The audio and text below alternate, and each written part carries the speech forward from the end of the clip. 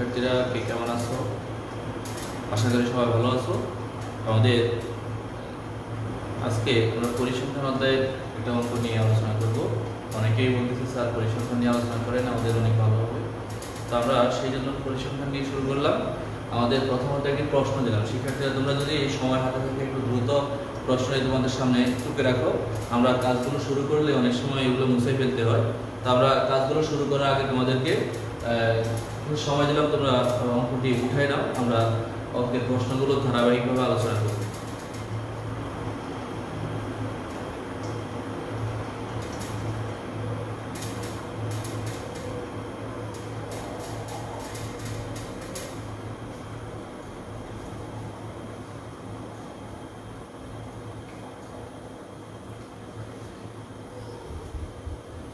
আসুন শিক্ষার্থীরা, তোমরা যে কাজটি প্রথমে করতে হবে সেটা হলো উক্ত সারণী হতে মধ্যক শ্রেণীর মধ্যমান নির্ণয় করা। তো আমরা যে কাজটি প্রথমে করব সেখানে একটা চার্ট লাগবে, ছোট্ট একটি চার্ট লাগবে, সেখানে তিনটি ঘর লাগবে। আমাদের প্রথম ঘরটা হবে শ্রেণীব্যাপ্তি, তারপর হলো গণসংখ্যা, এরপর হলো ক্রমযোজিত গণসংখ্যা।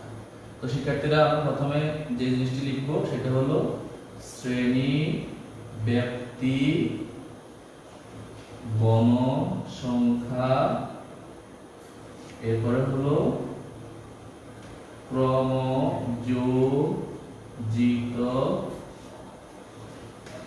গণসংখ্যা। দেখো প্রথমে আমরা 1 2 3 4 5 6 7টা ঘর করব। এই যে একটা দুইটা তিনটা চারটা পাঁচটা ছটা সাতটা ঘর করলাম। আর নিচে যদি তুমি একটা ঘর করতে পারো কোনো অসুবিধা নেই, তবে মনে রাখবে নিচের ঘরটা না করলে এমন কোনো সমস্যা হবে না। তো আমরা প্রথমত যে কাজটি এখন করব সেটা হবে শ্রেণীব্যাপ্তিগুলো অত্যন্ত নিখুঁতভাবে লিখে ফেলবো। 31 থেকে 40, 41 থেকে 50, 51 থেকে 60, তারপরে আছে আমাদের 61 থেকে 70, 71 থেকে 80, 81 থেকে 90, 91 থেকে 100। তো শিক্ষার্থীরা দেখো আমরা গণসংখ্যাগুলো ক্রমান্বয়ে লিখে ফেলবো। 11, 12, 15, 10, 5, 2। দেখো তাহলে আমাদের n কত হচ্ছে আমরা এবার দেখব ক্রমযোজিত গণসংখ্যা কিভাবে নির্ণয় করে। তো শিক্ষার্থীরা প্রথমে যে ঘরটি আছে সেটি ঠিক থাকবে, কারণ তার আগে কোনো ঘর নেই। তো একটু খেয়াল করো, আমরা একটু দেখাচ্ছি। এই যে এই 5 এর সাথে 11, এই যে 5 প্লাস 11 যোগ করলে যা হবে তা হবে আবার সেকেন্ড ঘর। খেয়াল করছো যে এখানে যা আছে এই সাথে 11 যোগ করলে যা হবে তা হবে এই ঘর। তাহলে নিশ্চয়ই এই ঘরে কি হচ্ছে, আমরা এভাবে লিখব 16 প্লাস 12 যোগ করলে হয় কত 28। আবার এই যে 28 যদি 15 এর সাথে যোগ করি তাহলে কত হবে 43। এই 43 যদি আবার আমরা 10 এর সাথে যোগ করি হচ্ছে কত 53। 53 যদি 5 এর সাথে যোগ করি হচ্ছে 58, আর 2 যদি যোগ করি তাহলে কত হবে 60। তাহলে আমাদের n = 60। দেখো আমি যে এখানে চিহ্নগুলো ব্যবহার করছি এগুলো ব্যবহার করা লাগবে না, জাস্ট আমি তোমাকে দেখানোর জন্য এই কাজগুলো করলাম। এগুলো না দেখালে কোনো সমস্যা নাই, দেখানোর দরকারও নাই, আমরা জাস্ট সুবিধার্থে এগুলো দেখাইছি। ওকে,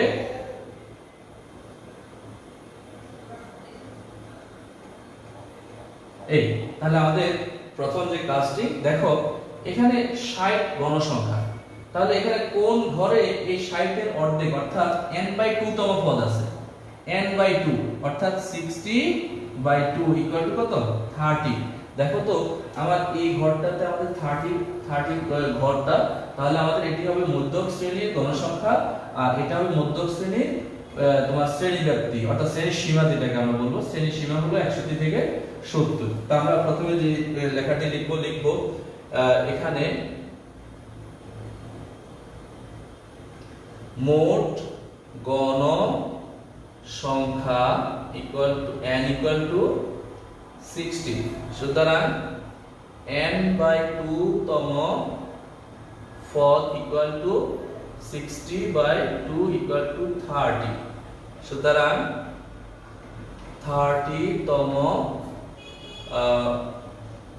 শ্রেণীর মধ্যমান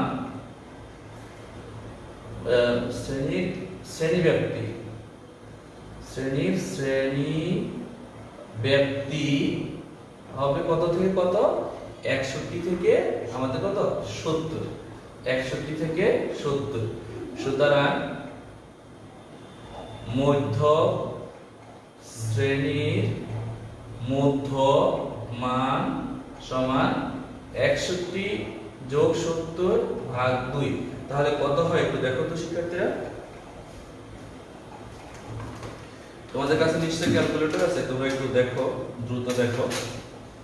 তাহলে 61 প্লাস 70 ভাগ 2 65.5।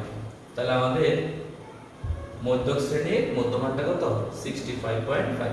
আমাকে এই অঙ্কটি করার জন্য এই চার্টটি অবশ্যই করতে হবে। এই চার্টটি করার পর এইভাবে আমরা করব। চার্টটাকে এইভাবে না করেও এইভাবে করে নিচে একটা ঘর বাড়ানো যেতে পারে।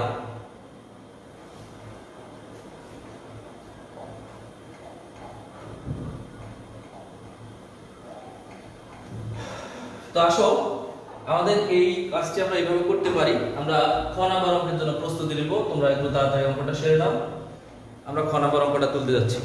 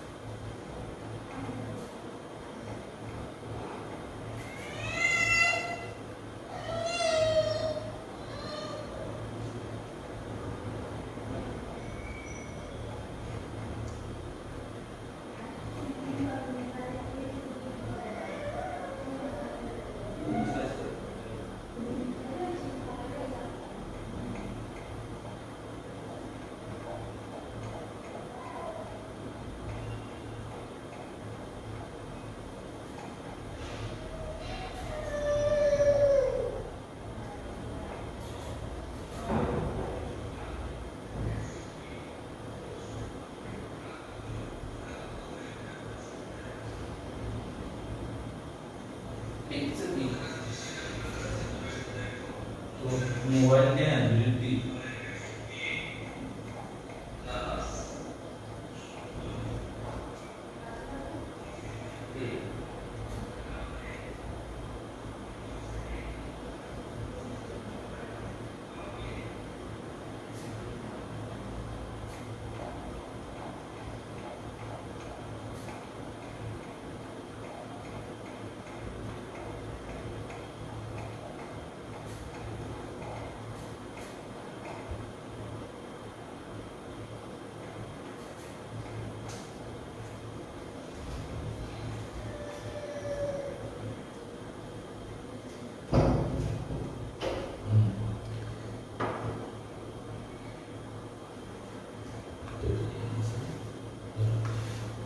बोर्ड सेल से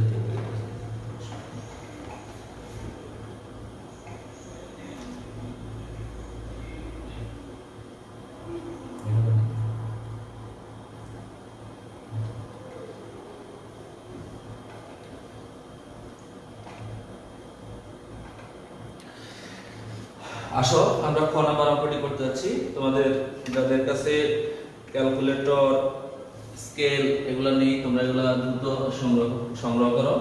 আমরা খ নাম্বার অঙ্কটি করতে যাচ্ছি।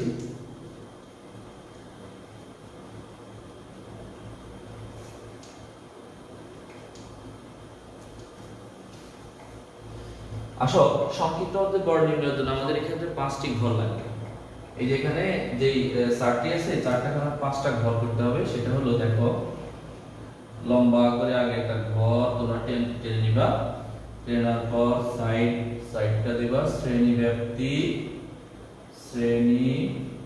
ব্যাপ্তি মধ্যমান, তারপরে হলো গণসংখ্যা, এরপরে হলো ধাপ বিচ্যুতি, এরপরে হলো গণসংখ্যা ইনটু ধাপ বিচ্যুতি, গণসংখ্যা ইনটু ধাপ বিচ্যুতি।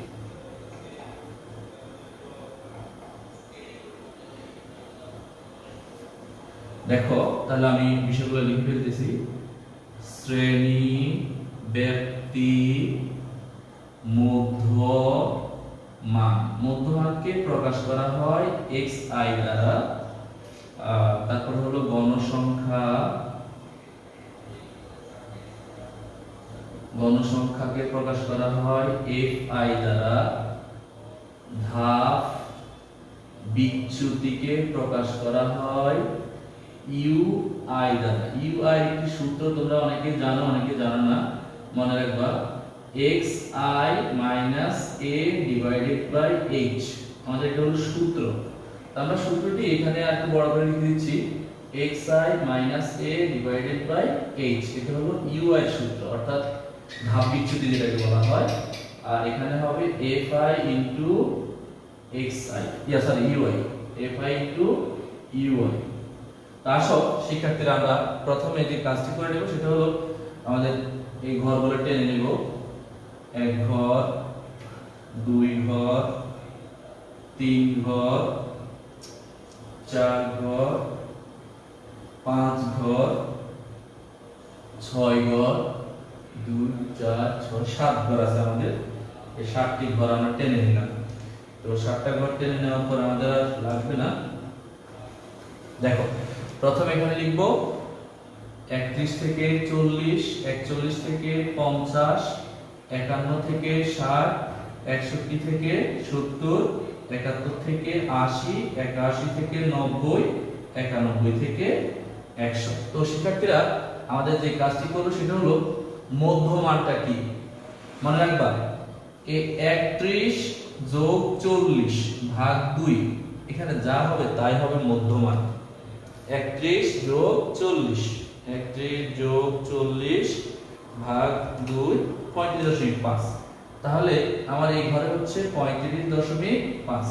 শিক্ষার্থীরা একটু খেয়াল করো, যদি এটি 35.5 হয়, এটার ব্যবধান আছে 10 করে, তাহলে প্রতিবারে 10 করে বাড়লে কত হবে? এটা হবে 45.5, এটা হবে 55.5, এটা হবে 65.5, এটা হবে 75.5, এটা হবে 85.5, এটা হবে 95.5। আসো গণসংখ্যাগুলো যেভাবে আছে আমরা এগুলো লিখি।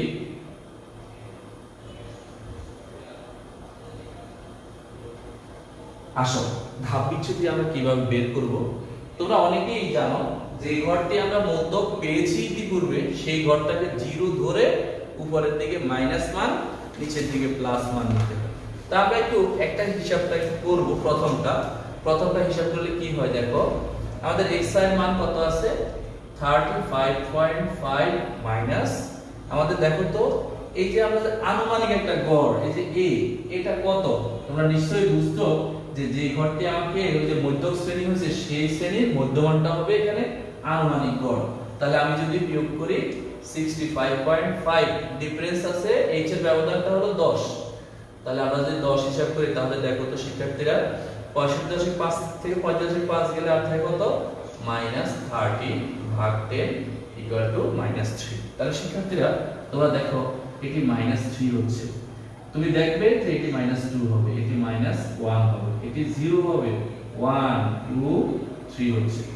তো আসো শিক্ষার্থীরা কাজটি করব এখন, সেটা হলো এখানে fi into ui, fi into ui, fi কত আছে? 5 আর ui কত আছে? -3। তাহলে 3 5 15, তাহলে আমরা লিখব -15।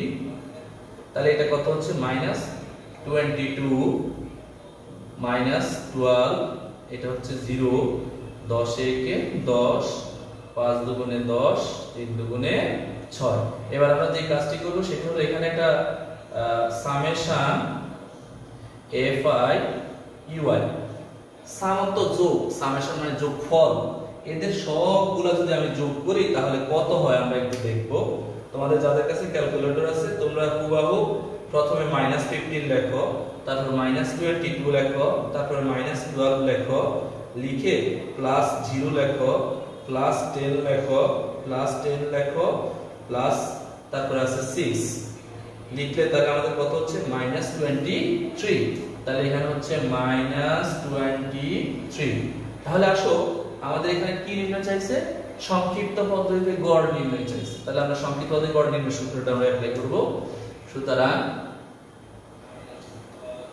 সংক্ষিপ্ত গড় equal to a plus summation fi dy divided by n into h। এটা হলো আমাদের কি নির্ণয় সূত্র, সংক্ষিপ্ত পদ্ধতির গড় নির্ণয় সূত্র। a আনুমানিক গড়, আনুমানিক কত গড় কত পাইছি 65.5, আমরা লিখব 65.5 যোগ সামেশন fi dy এর মান কত পাইছি -23 n, এখানে n এর মান আমরা একটু আগে দিয়ে পাইছি 60, তাহলে লিখলাম 60। ডিফারেন্স এই যে দেখো শিক্ষার্থীরা, এখানে 40 থেকে 31 বিয়োগ করলে হচ্ছে 9। তোমরা এটা অবশ্য জানো, 40 বিয়োগ 31 যোগ 1 আমরা যদি লিখি তাহলে হবে 9 যোগ 1 ইকুয়াল টু 10। তাহলে আমাদের h এর মান হচ্ছে 10। যদি 10 হয় তাহলে এই শূন্য এই শূন্য আমরা কেটে দিতে পারবো। তাহলে 23 কে যদি আমরা 6 দ্বারা ভাগ করি তাহলে কত হচ্ছে -3.83। তাহলে 65.5 3.83। তো আসো আমরা যদি এখন 65.5 3.83 দিই, 3.83 দিই, তাহলে কত হচ্ছে 61.67 ইকুয়াল টু 61.67 প্রায়। আমরা এখানে অ্যানসারটা দিয়ে দেব। তো শিক্ষার্থীরা আমাদের আরেকটি অঙ্ক হলো, সেটা হলো কি সংক্ষিপ্ত পদ্ধতিতে গড় নির্ণয় করা।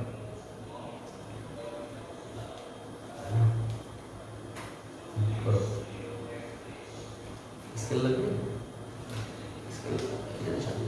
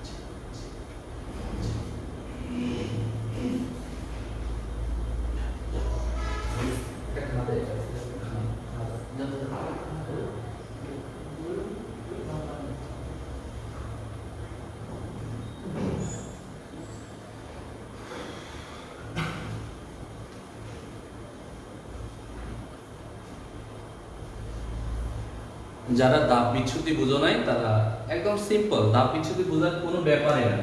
দেখো তো আমাদের প্রথম ঘরে xi এর মান কত?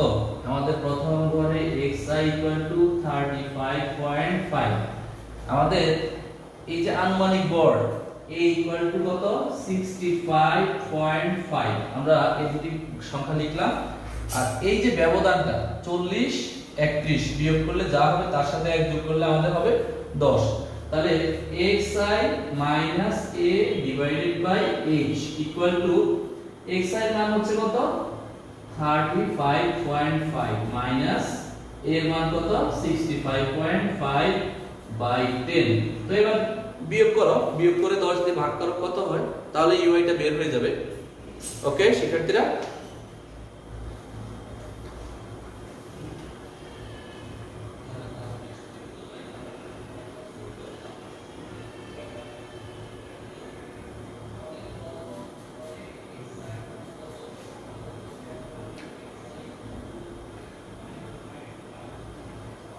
সবাই কি ক্লিয়ার দেখতেছো? তোমাদের সবাই কি নেট ক্লিয়ার আছে? শিক্ষার্থীরা তোমরা সবাই কি ক্লিয়ার দেখতেছো?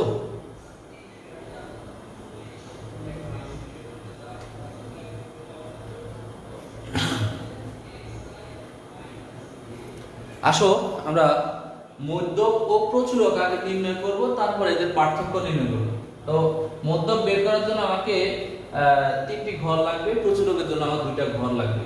তাহলে দেখো শিক্ষার্থীরা, আমরা মধ্যকের জন্য যে ঘরগুলো লাগবে আমরা এগুলো লিখতেছি।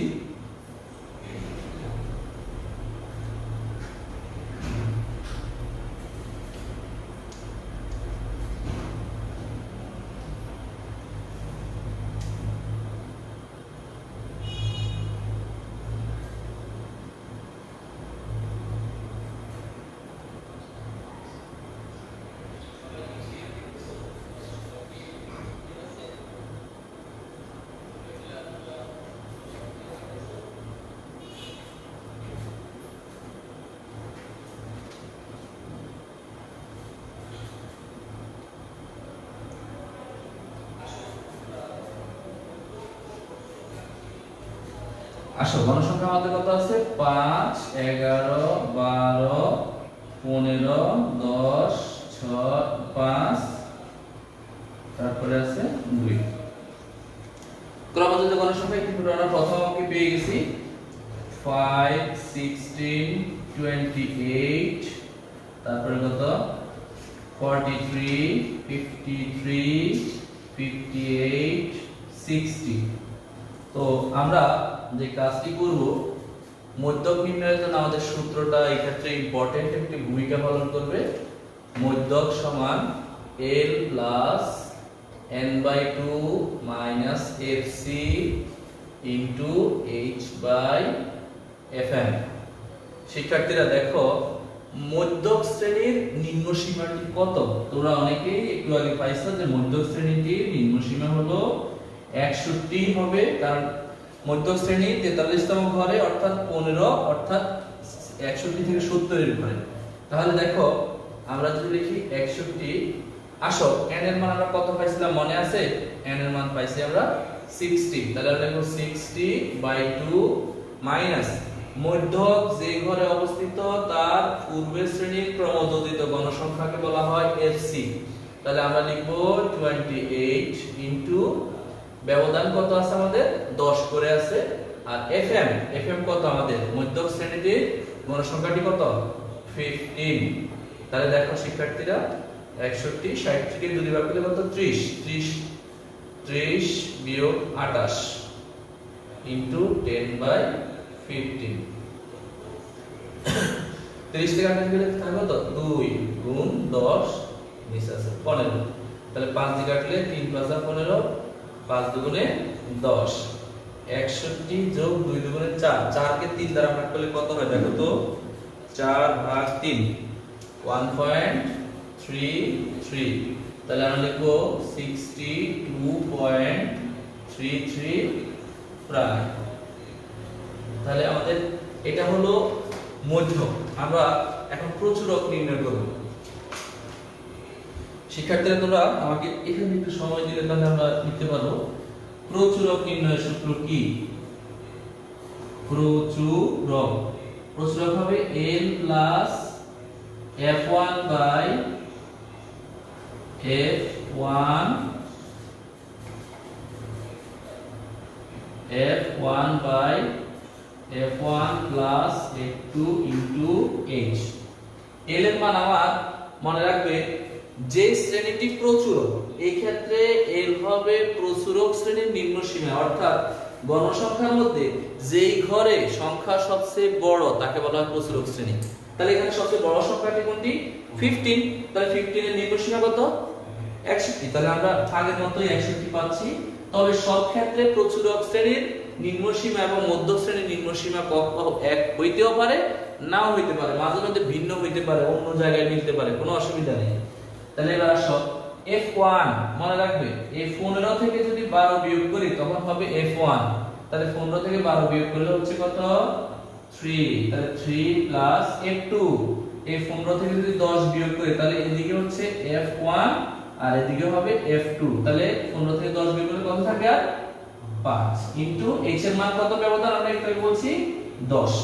তাহলে দেখো আমরা এবার এখানে লিখে দিই 61 প্লাস 3 10 এ 30, নিচে আছে 5 আর 3 যোগ করলে 8। তাহলে 61 প্লাস, এখানে যদি আমরা ভাগ করি 30 কে 8 দ্বারা, 30 ভাগ 8 3.75 ইকুয়াল টু 64.75। তো দেখো এবার আমরা পার্থক্য যদি নির্ণয় করি, পার্থক্য সমান এটা বড় এটা ছোট, তাহলে আমরা লিখব 64.75 মাইনাস 62.33 ইকুয়াল টু, তাহলে আমাদের কত থাকবে? আর 64.75 মাইনাস আমাদের থাকতেছে 62.33, 2.42 এত হবে আমাদের आंसर।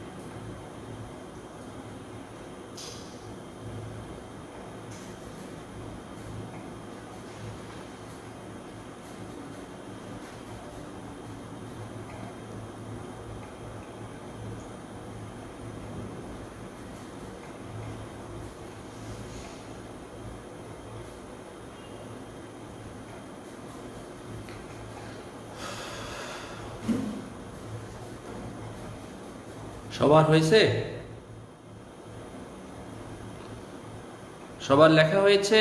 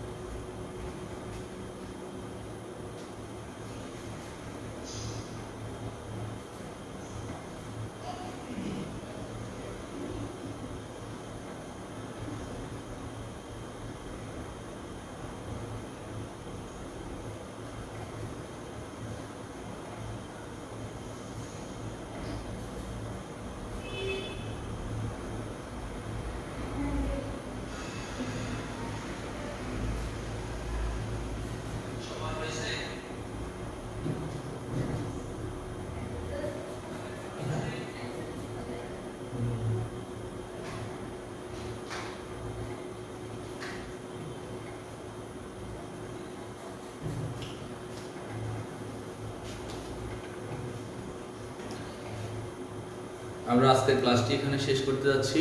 আমরা ইনশাল্লাহ আগামীকালকে আরও 1-2টি সৃজনশীল দেখাবো। আমাদের গ্রাফের কাজটি করার জন্য আমরা সবাই ইনশাল্লাহ রেডি থাকবো। তবে কালকেও গ্রাফ করাবো না ইনশাল্লাহ, আগামী পরশু আমরা গ্রাফ দেখাবো। কালকেও আমরা আরও 1-2টা সৃজনশীল দেখাবো, দেখে আমরা গ্রাফের কাজে যাব। যারা আমার এই আজকের ক্লাসটি দেখছো তারা অবশ্যই আজকের ক্লাসটি ভালো করে মনোযোগ দিয়ে দেখবে। আমি এখানে চাইলে গ্রাফের অঙ্ক দিতে পারতাম, কিন্তু আমি গ্রাফের অঙ্ক আজকে দিই নাই। আমরা গড়, মধ্যক এবং প্রচুরক কিভাবে নির্ণয় করে, সাথে আরেকটি কাজও দেখালাম, কোনটি মধ্যক শ্রেণী কিভাবে বের করে আমরা এটা নির্ণয় করলাম। তো ইনশাল্লাহ আমাদের আগামীকালকে আমরা আরো ভিন্নাত্মক 2টি সৃজনশীল দেখানোর চেষ্টা করব। সে পর্যন্ত ভালো থেকো। আল্লাহ হাফেজ সবাইকে।